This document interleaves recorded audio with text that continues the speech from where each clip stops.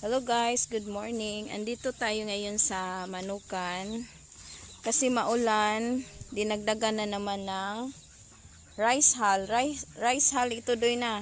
Tipase. Doy, tipase. Yan guys, kasi pag binilagyan ng rice hull, hindi siya nangangamoy. At saka hindi maputik. Ayan guys.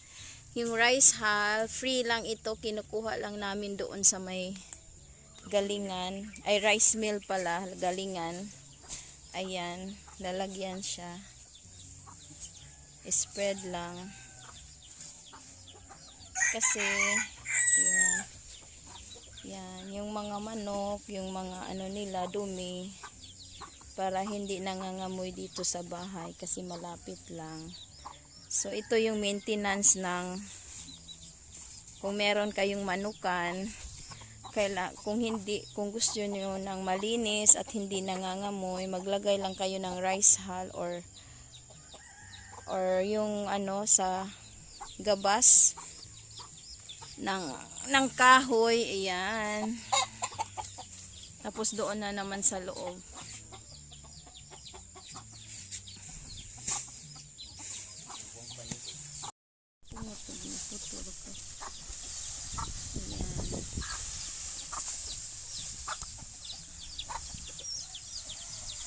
Ayan po guys, maintenance. Pero pag mainit naman, hindi naman masyadong, hindi na kami naglalagay, lang once a month. Pero pag tag-ulan, parang after 2 weeks. Yan.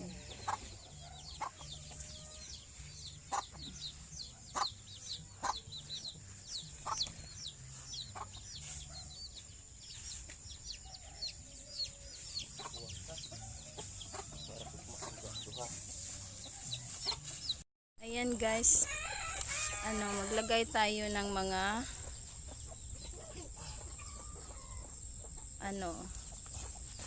singan doy, pugad ng manok guys, para dito na sila mangitlog.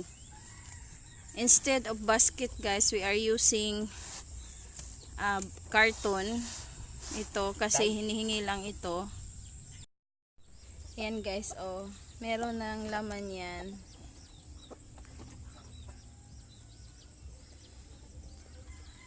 Yan.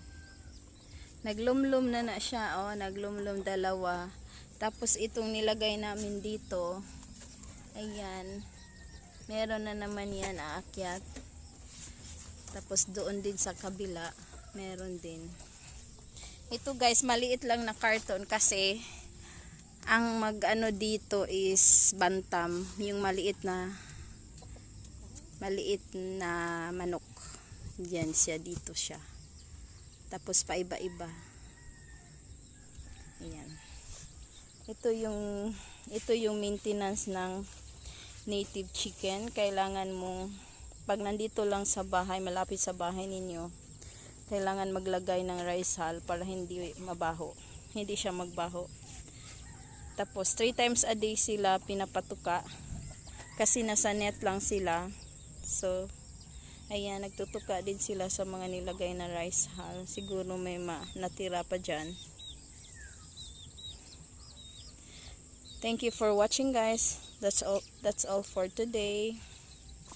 Ayan.